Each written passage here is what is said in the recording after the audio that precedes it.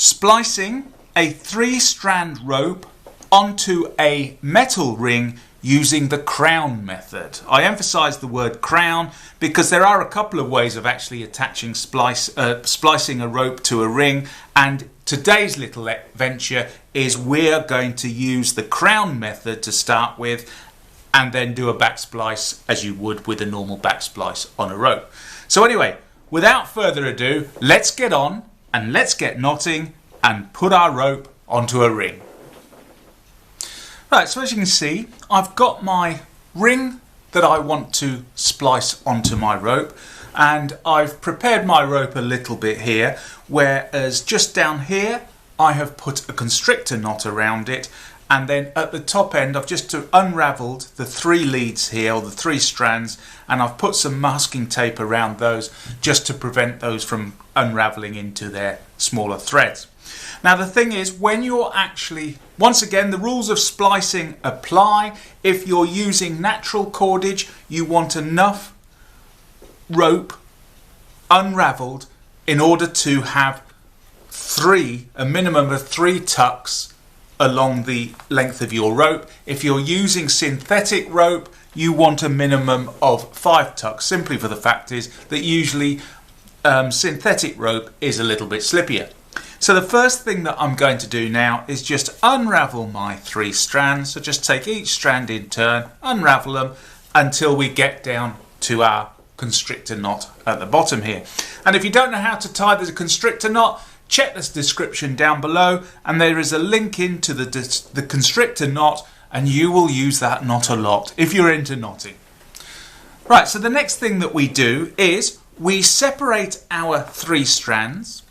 And when we've separated our 3 strands evenly, we present our ring up to it and put it in as tight as we can towards the constrictor knot that we've got at the bottom here. And so once we've done that, for those of you who know how to do a back splice, that's about what we're going to do now. But what we've got to do, when you create a back splice, you put a crown knot in. We're going to put a crown knot in, but in doing our crown knot, we've physically got to include the ring into it. So I'm going to take the lead nearest to me first, just a little bit easier. Just spread them out and take the ring, so the lead nearest me, and what I'm going to do is pass it through the ring and go over the bottom lead or the middle lead. And now that I've done that, I'm just going to keep my finger there, because what I want to do is I want to keep that loop at that point. I then dive down into my ring and pull my strand that's just been passed over and pass it over this strand here. So it's going over that strand there, and then finally that strand there goes down through that loop and through the ring. And what we've done then is, if I just hold it there, you can see, for those of you who recognise a crown knot, you can see now at that point there, we've now created a crown knot. So all it leaves me to do now is just pull up tightly on the leads so that a crown knot forms nice and tightly on the actual ring itself.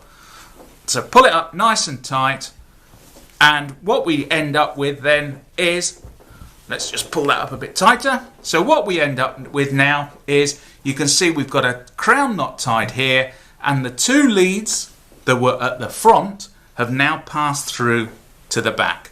And you can tighten this up a bit more because it will take it. And then once you've tightened that up a bit more, the next thing that we do is we can untie our constrictor knot. So I say untie it, but it's not always the easiest to untie, so I'm just going to cut my constrictor knot out. It's slightly tricky because you don't want to damage the rope underneath. There we go, and it's cut out. And you need a good sharp knife for that.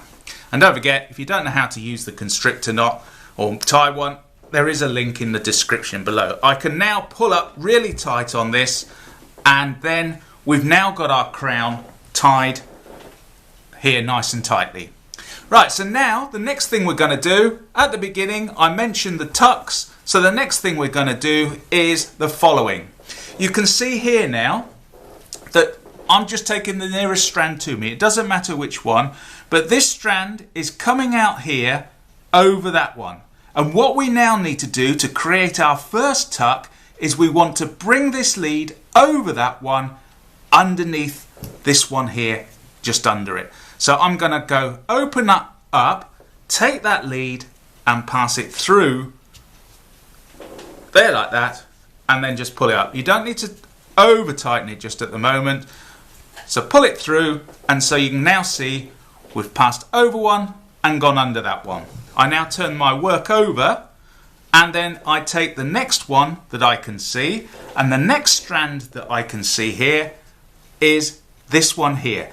It's coming out, and so it wants to go over that one and then underneath that strand there, and then just pull that through.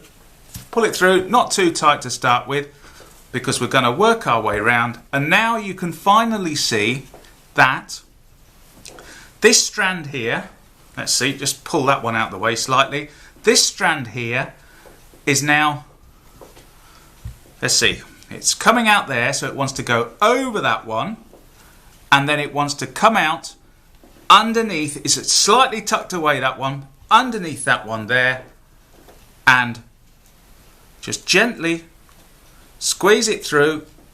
And what we're looking for is, when we've done that, is, as usual, you can see now here that they are now nice and evenly spaced around my rope. And then as we draw a line around our rope, you can see that they are exiting on the same plane on the actual rope itself. And so the next thing I do now is go around to each one, pull it up nice and tight, because we want to get that ring nice and tight in place. And now you can see here now, as I hold that, that ring is fairly stiff on there. We could pull it up tighter if we wanted to, so I'll pull it up a little bit tighter, and there we go. So that is the first tuck done. So now, this is now so simple and easy. This piece here now is, what we're going to do is just tuck our way down the rope. So the next thing you can see here is on this one here, it's coming out at that point. It wants to go over one, under one. So I go under one at that point there, open up a gap. And if you need to, if you've got a harder lay rope, you can use a Swedish fid, which just went out of view there. Use a Swedish fid, and let's show you how to use a Swedish fid. You pass a Swedish fid through the gap that you've created, and as you pass it through, it's widening the gap, it's hollow inside. I can then take that lead and pass it down, and then just twist it as you're pulling it down, because you want to try and keep the rope nice and neat and tidy as you go along. So turn it over, and you can see here now that this one is coming out here.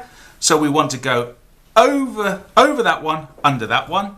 So pass it over and then under. There we go. And then let's see. This one is coming out here, so it wants to go over that one, under that one. So pass it over and under. And then as I pull those through, you can see now here, it's nice and even. It's to put a straight line in there. Those three are coming out a third of the way round, nice and evenly. And then as we do it, pull it up nice and tight, because it's at this point here now you can really tighten up on it and pull up as we go along. And then that's all we do. And so because this is a natural rope, I need to do one more tuck. So let's go around and do one more tuck. So I can see now here, let's see, pick on the first one I come to. This one's coming out here. It wants to go over that one, under that one. So over and under. And that's the third tuck for that one. So that strand's got 3 tucks. So this one here, it's coming out at that point there. It wants to go over, under. So open up a gap and pull that one through. There we go. And then the final one here is, it's coming out at this point here. It wants to go over that one, under that one there. So you're always going over and under the original part of the rope itself. And then take that through. And there we go. I have now got 3 nice tucks on my rope. And now this is where you go about pulling it up nice and tight as you're going along. Pull it up nice and tight, and then the next thing you can do is just roll it in your hand. And now, as you can see here, what I've done is I have spliced a 3-strand rope onto a ring. And that's it. It's as simple as that. And so yes, there we go. That's it done. All finished. And so the next thing that you would do now is, at this point here, cut your leads off. What I usually do is I usually cut my leads off and then I put some whipping on the end of the leads. But if you've got a synthetic rope, you can just cut them and burn them, and that should not come undone then. And just make sure it's all nice and tight as you've gone along, and that's it. So that is putting a 3-strand rope onto a ring using the crown method, because there are a couple of different methods. Anyway, once again, thanks very much for watching. If you liked it, hated it, but please do leave me a comment. Let's have a chat about it. Take care then. Bye bye.